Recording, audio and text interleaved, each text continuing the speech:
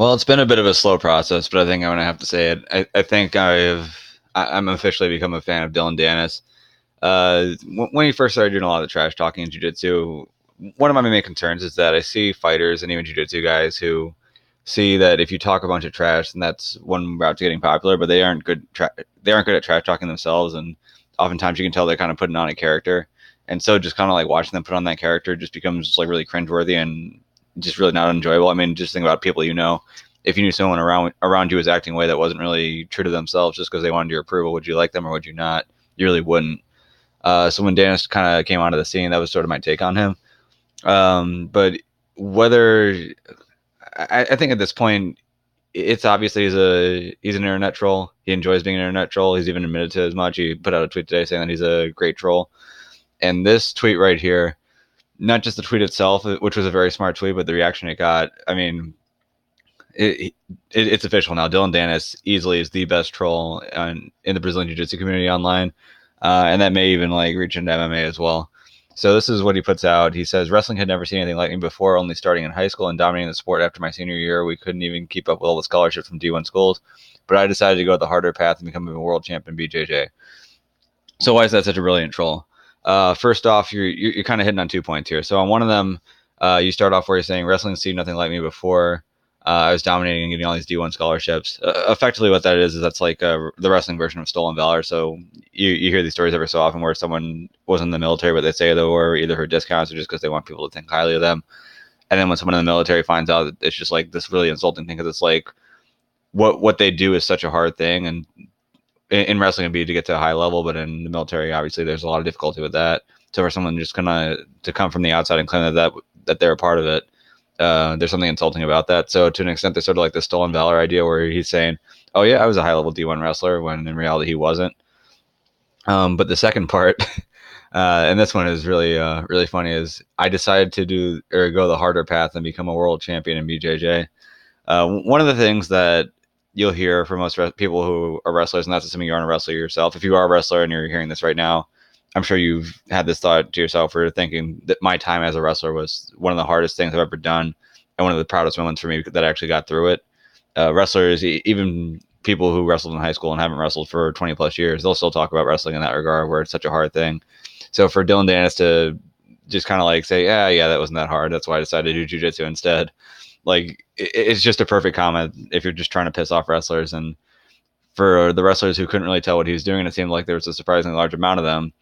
He definitely hit a chord. So if you go into the responses here, you got Kyle Crutchmer, who was an All-American at Oklahoma State. I don't remember if he was a national champion. I don't know for a fact he was number one in the country at one point. And there you go. Well, that's a senior in high school, but in college he was also number one at one point. So he's like started in his sixth grade, became number one in the country my senior year. Seeing guys like you all the time, and this is what happened. You're next, bitch boy.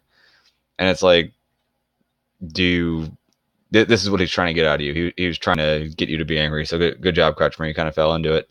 And the thing is, like, if you're talking about how you should respond to this, honestly, if you know it's a troll and you want to kind of play into it and use it for a match, I feel like there's better ways to play into it than like the "see you bitch boy" thing. Probably more along the lines of, "Oh wow, you know what, you actually do look really good in this clip." And granted, he didn't look that great in the clip, but you just say, "Oh yeah, you really do look great in the clip." You know, I think you really could have been an All-American in college. How about this? We wrestle, I beat the streets, you beat me, you get one of my All-American plaques, something to that effect. And then just kind of played off that way. I think if you're going to respond to Dillon Danis and try to actually like parlay it into a match, that's probably the way to do it. But the whole see you next, bitch boy" type of thing, not so much. Dom Abinator, wrestler from Michigan, this ain't it. Not all the responses to this were in the thread that he started. There were a lot of people who were just quote tweeting it and putting it out. Like Dylan Palacio had some issues with it. A lot of other wrestlers didn't take too kindly to it.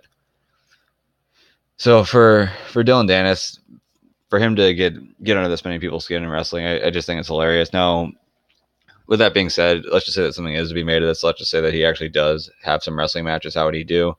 The answer is, I mean, he'd probably lose if it's a straight wrestling match, whether it's with Ben Askren or whether it's with Kyle Crutchmer or Dom Abinator. But that being said, this isn't a guy who doesn't know how to wrestle. He definitely respects it. He's gone in there and actually like worked out with a lot of the better wrestlers. So there are a couple of videos that you'll find of him online. One of them is with Tony Ramos. Ramos was a world team member for the USA. Now, granted, Ramos is also between 125 and 133 pounds, whereas Danis is around 180. So this isn't exactly a fair matchup, and this isn't a competition role that they're going through right now. This is just more of a fun little training session.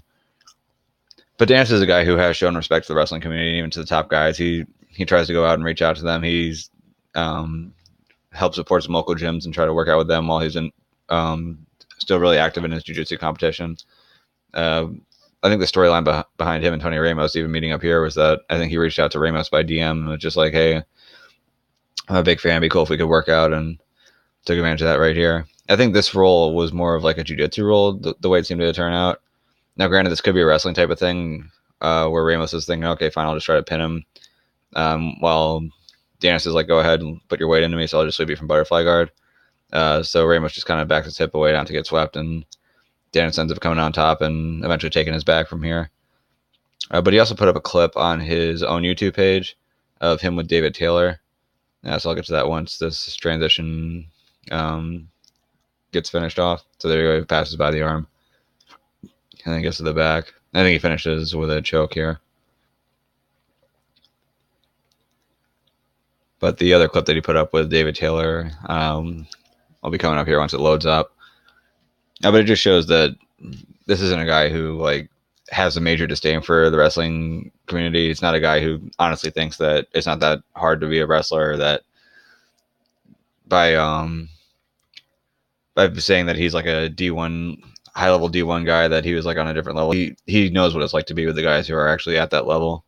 And David Taylor, and even in this clip, which is on Dillon Danis' channel and was edited to make Dillon Danis look good, like it's very obvious that he and David Taylor are on two different levels, and Taylor is on a much higher level than he is. So here he just starts off with some drilling. And they eventually going, I don't know if it's like a live go so much as it seems more like a light sparring than like they were actually like going hard, but even still Taylor, yeah, that was nice right there.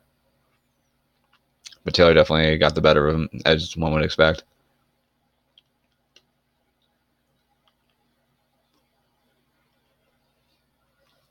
Now, what's interesting to me, too, is also a lot of these wrestling guys are challenging Danis into a wrestling match. Now, that makes sense because Danis is the one who mentioned going against Ben Askren in a wrestling match to beat the street. So it's not like they're exactly going over the line by saying, hey, why don't we just wrestle?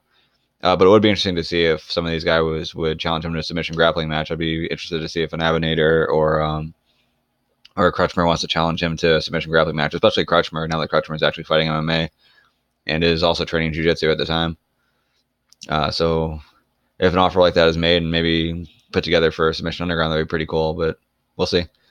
With Submission Underground, I think it's going to be in May, and his fight was just moved back from early May in Chicago to June at the Garden. I believe it was June 14th. Yeah, so here are some of the better moments for Dillon Danis. But as you can tell, David Taylor not exactly fighting his hardest here.